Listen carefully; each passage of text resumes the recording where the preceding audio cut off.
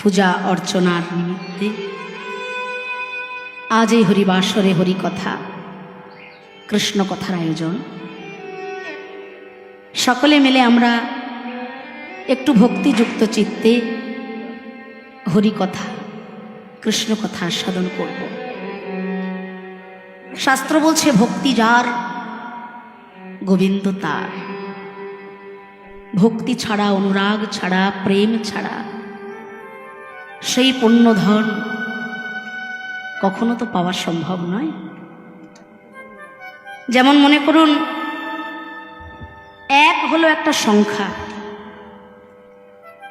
তা সেই একের পরে আমি যদি একটা শূন্য বসিয়ে দিই কত হবে?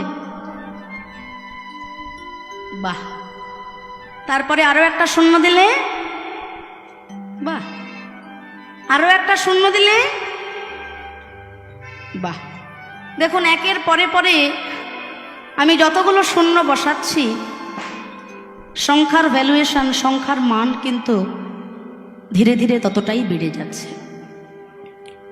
কিন্তু হঠাৎ করে আমি সামনে থেকে যদি একটাকে সরিয়ে দিই তখন কি হবে? পরপর এতগুলো শূন্য, যার এতক্ষণ মূল্য ছিল এক সামনে ছিল বলে, এককে যদি সামনে থেকে সরিয়ে দিই পরপর এতগুলো শূন্য কিন্তু শূন্যই হয়ে পড়ে থাকবে, তার আর কোনো মূল্য থাকবে না। তদ্রূপ আমরা যারা যারা উপস্থিত হয়েছে এই মহতি হরিবাসরে, আমাদের প্রত্যেকের জীবনে ভক্তি স্বরূপ ওই একটা হলো সবার আগে।